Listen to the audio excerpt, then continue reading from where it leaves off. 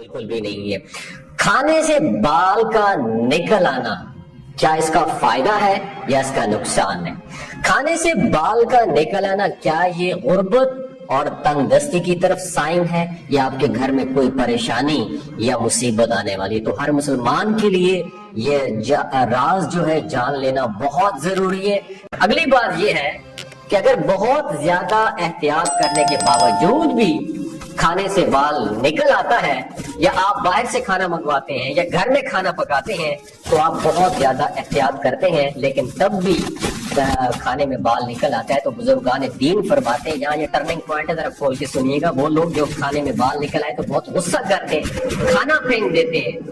ٹھیک ہے۔ بزرگان دین فرماتے ہیں کہ یہ رزق میں اضافے کی طرف اشارہ ہے۔ میں دوبارہ دہرا دیتا ہوں، کھانے میں بال نکلنا رزق میں جو ہے نا اضافے کی نشانی ہے، یہ آپ نے یاد رکھی، یعنی اللہ پاک آپ کے رزق میں اضافہ فرمائے گا۔ تو جس بندے کے کھانے سے احتیاط کے باوجود بھی اکثر بال نکلتے ہوں تو وہ صدقہ خیرات زیادہ کرے، انشاءاللہ عز و جل کبھی بھی گھر میں غربت اور تنگ دستی بالکل نہیں آئے گی۔ اور بہت سے لوگ سخت طبیعت کے ہوتے ہیں، اگر کھانے میں کوئی بال وغیرہ نکل آتا ہے تو اپنی بیوی کو، اپنی ماں بہنوں کو جھڑکنا اور گالیاں دینا شروع کر دیتے، تو منع کرنا لازمی چاہیے لیکن دوبارہ سے، تاکہ وہ دوبارہ سے ایسا کام نہ ہو۔ جب کھانا بناؤ تو اپنے بالوں کو سمیٹ کے بناؤ۔ اس حوالے سے ایک حدیث مبارکہ سنیے، نبی کریم صلی اللہ علیہ وآلہ وسلم نے ارشاد فرمایا کہ ایک شخص باہر سے تھکا ہارا اپنے گھر میں آتا ہے اور کاروبار سے فارغ ہو کر اپنے گھر میں آیا تو کیا ہے کہ اس نے اپنی بیوی سے کہا کہ میرے لیے کھانا بناؤ۔ بیوی اس کے لیے کھانا لے کر آئی لیکن بیوی نے جلدی جلدی سے کھانا گرم کیا اور جب سامنے رکھا شوہر کے تو شوہر نے وہ کھانا کھایا تو کھانے میں نمک بہت زیادہ بیوی نے ڈال رکھا تھا یا غلطی سے اسے ایسا ہو گیا تھا۔ شوہر نے بہت زیادہ غصہ کیا، اس کا جی چاہا کہ وہ اپنی بیوی کے منہ پر 3-4 تھپڑ مارے۔ جب اس نے بیوی کو مارنے کے لیے ہاتھ اٹھایا تو وہ یہ سوچ کر رک گیا کہ دیکھو یار، میں سارے دن میں کتنی غلطیاں کرتا ہوں، میری بیوی نے ایک غلطی کی اور مجھے اتنا غصہ آیا، میرا جی چاہتا ہے کہ اس کے منہ پہ 3-4 تھپڑ ماروں اور اسے بتاؤں کہ کھانا اس طرح بناتے ہیں، نمک کتنا تیز آپ نے ڈال رکھا ہے، اور میں روزانہ کتنی غلطیاں کرتا ہوں، کتنے گناہ کرتا ہوں، تو میرے رب کو مجھ پر روزانہ کتنا غصہ آتا ہے۔ اس نے یہ سوچ کر اپنے ہاتھ کو روک لیا۔ کچھ عرصہ گزرا تو اس بندے کا انتقال ہو گیا۔ اس کی بیوی نے اپنے شوہر کو خواب میں دیکھا، پوچھا کہ اللہ تعالیٰ نے تمہارے ساتھ کیا معاملہ فرمایا ہے؟ تو اس شخص نے کہا میرے نامہ اعمال میں سارے گناہ تھے،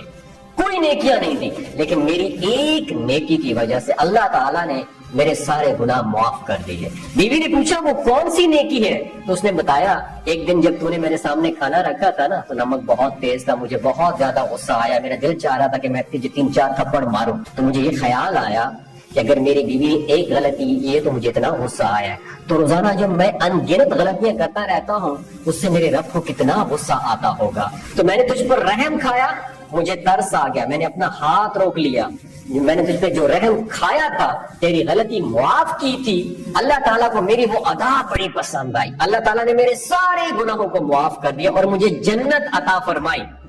تو اس حدیث مبارکہ میں درس ہدایت یہ ہے کہ گھر میں جو عورتیں ہیں نا، کھانا بناتی ہیں نا،